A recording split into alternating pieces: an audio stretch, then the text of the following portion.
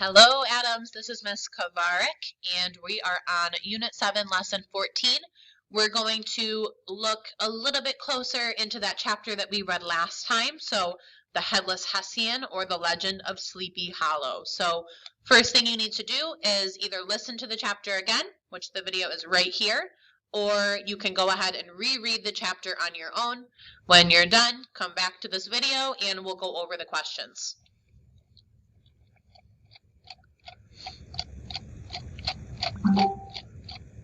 All right, so here's a poster to help you out of some figurative language that we've been talking about. So simile is a comparison using like or as. Metaphor is the same thing, it's a comparison, except it doesn't use like or as. Hyperbole, that's a new one. Hyperbole is when you use exaggeration for emphasis. So when you're exaggerating, you're kind of being a little bit extra to make a point. So if you're really, really hungry, you might say, I am so hungry I could eat a horse. You're not going to actually eat a horse. That's an exaggeration, but it helps you understand that you're really, really, really hungry.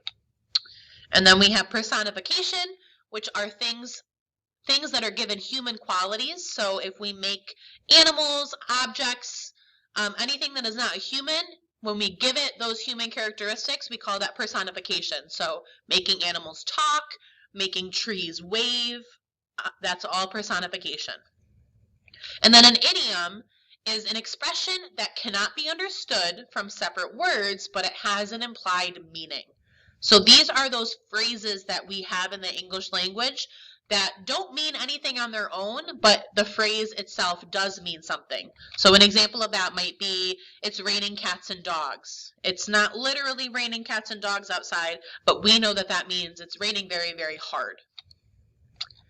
Okay, so we're going to look at a couple different figurative languages that are in this story, and you're going to answer some questions about it. So first of all, what two things are being described in this simile?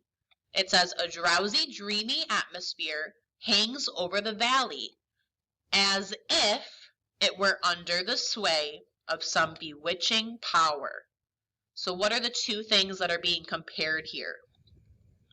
Number two, what mood does the simile below convey about the setting? So a mood is the feeling that the author gives in a text. So what feeling are you getting from the setting from this quote? A drowsy, dreamy atmosphere hangs over the valley as if it were under the sway of some bewitching power. So same quote, but think about the mood. Next, we're going to look at a hyperbole. So I'm going to read this passage to you, and you're going to choose the part that is a hyperbole. So remember, that's exaggeration. You're going above and beyond to make a point.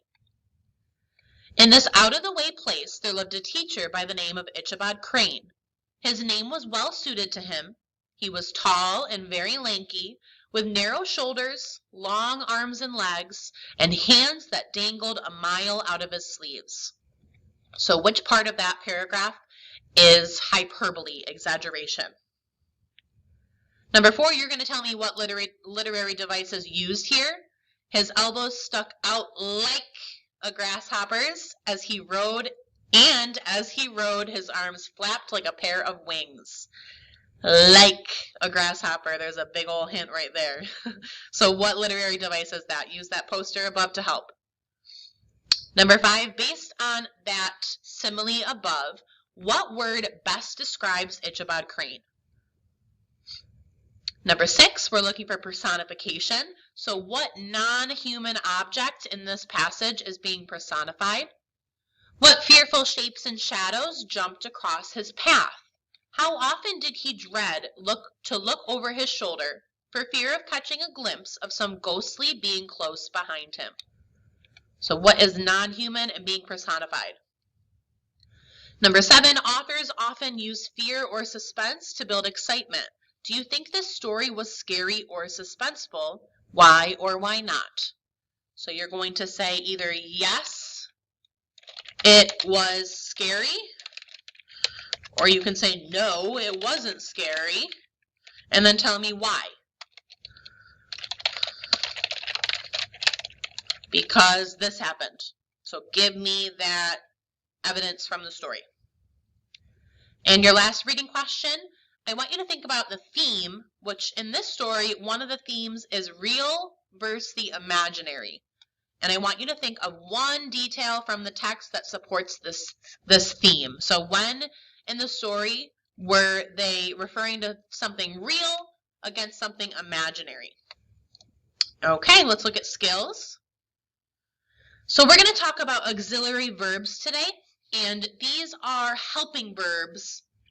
They can't stand alone, so they're added onto another verb, and let's see. We have two different forms, present tense and past tense. So for present, we use can or cannot or can't, and then for past, we say could or could not. And then we have these other four ones as well. So if this is a high possibility of happening, like it's gonna happen no matter what, we're gonna use the word will. The lower chance of that happening, the words change. So may would be next, and then might, and then if it's not gonna happen, we will say won't or will not. So these are auxiliary verbs or helping verbs. They're added onto another verb to complete the sentence. So here's an example for you. It says, answer the following questions and look at the example below. Be sure to use the model verb from the chart above. That's another word for auxiliary. So for the example, can you ride a bicycle? You're going to answer with yes, I can ride a bicycle, or no, I can't ride a bicycle. Okay? So can you use chopsticks? Again, you're going to say, yes, I can use chopsticks. Or maybe you can say, no, I can't use chopsticks. End it with a period, start with a capital. Same thing with can you speak another language? Can you play an instrument? Name one thing you could not do when you were 4 years old. So when I was 4 years old, I could not do this. Same thing for 5, but the opposite. When I was 4 years old, I could do this. And for 6, 7, 8, 9, 10, 11, 12, you're going to simply choose the word that fits the sentence. So can't, won't, could, can, might, couldn't, might, may, will. Pick the one that best fits in the sentence.